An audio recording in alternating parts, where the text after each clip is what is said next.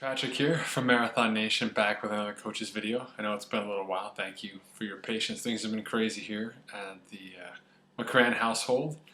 Total mayhem before we even head into the holiday season. Hard to believe. But regardless, many of you are out there running races or leading into them. We were just out in Chicago and we'll be at Marine Corps later this month. And I get emails all the time from people asking me, am I ready? Can I really do this marathon? Things are different. You know, last time I did a race, I did X, Y, and Z. I did so many miles, I trained so many hours. But this time things are different. Will I still be able to hit my goals? What can I do? Now my power sitting here in my kitchen in Boston is significantly limited, right? I can't predict your marathon performance. I can't tell you what you're doing. I've just met you over email. But I can help, and I'll do my best. First and foremost, you should definitely head over to the blog where I put up a post just a couple weeks ago called Ramping Up for Marathon Takeoff, How to Condense Your Training Plan and Still Get Ready. And I wrote that blog post because so many people hit snags in their training last couple weeks leading into their plans when things really matter. And as a result, they start to panic. They start saying, oh my God, what am I supposed to do now? In the case of the most recent email I got here, which is from David telling me he's preparing for a second marathon, and he's comparing last year when he raced, went 4:08, but this year when he's hoping to go sub 4. And he's a little bit behind in his preparation, and behind in preparation for him means he's run about 50 less miles across the last 5 or 6 months than he did last year, and he hasn't run as many long runs as he'd like, and he wants to know if he's ready. Preparation for a marathon takes on many different facets. It ranges from being mentally ready to actually run to your fitness. To having a plan to actually run that race. A lot of people don't have a plan. We talk about it here on the site as well. But ultimately, what you do in the last couple of weeks does make a difference. And the number one thing you want to avoid doing in the last couple of weeks is cramming the miles in. You have to take into account the fact that you've been running for the better part of 3, 4, 5, 6, maybe even 8 months in preparation for this event. Your body is, by most accounts, probably on the edge of a very thin knife, where if you do a little bit too much, could put you over the edge, put you in a place where you need to really step down to recover, could potentially lead to an injury. In short, the downside of going too hard or doing too much in your training is so high, it's simply not even worth trying to attempt. Instead, you can be a lot smarter.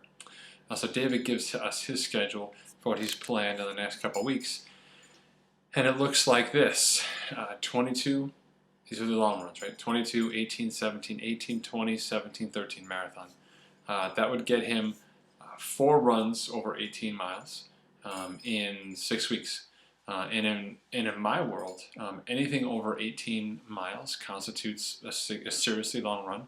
In those last 6 weeks, I would try and cut that down by looking at having him just do 2 of those runs.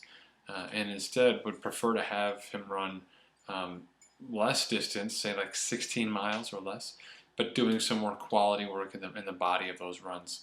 Something to the tune of, say, 8 miles at an easier pace, 20 to 30 seconds slower than your goal marathon pace, and then the remainder at goal marathon pace or maybe a little bit faster.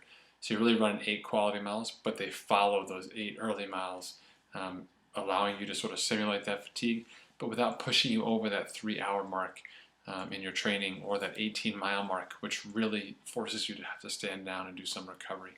So in my world, I like to see people do that last long run. In your case, say you want to do 22, 4 weeks out. So in that case, I would do something like 18 the first weekend, then I would drop down and I would do 2 16s, then I would do a 22, and then I would do a 16, an 8, and then a marathon. And so as a result, you get your 18 in, right? So you get 1 long run in, you get 2 quality 16s in, quality runs, not easy, right? Good stuff. Then a 22, so you get that long run in, dial the intensity down a little bit to get the full duration in, and then you taper it down to race. And I'm a little more aggressive with that taper than you have 17-13 marathon. I would prefer you to do 16-8, really cut that volume down in those last 2 weeks to allow your body to super compensate. In terms of how many miles you've done this year versus last year, or how many long runs you've done. Those two factors actually, while runners hold on to them so dearly in terms of what true indicators of performance are, finish line does not give a crap what you've done this time mileage versus last time.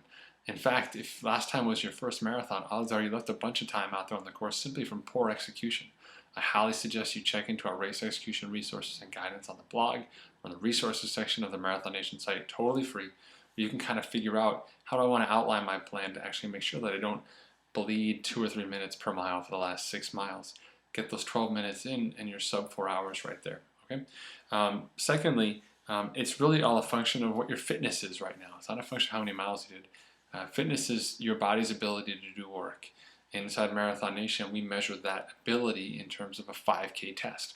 All of us, whether we're front of the pack, middle of the pack, back of the pack, do 5K tests, and that allows us to get a VDOT, which is a number from the Daniels running formula that basically puts us all on the same page. We are now all talking the same language, and I know what your VDOT is, I know what my VDOT is, and I know what that means for us in terms of performance.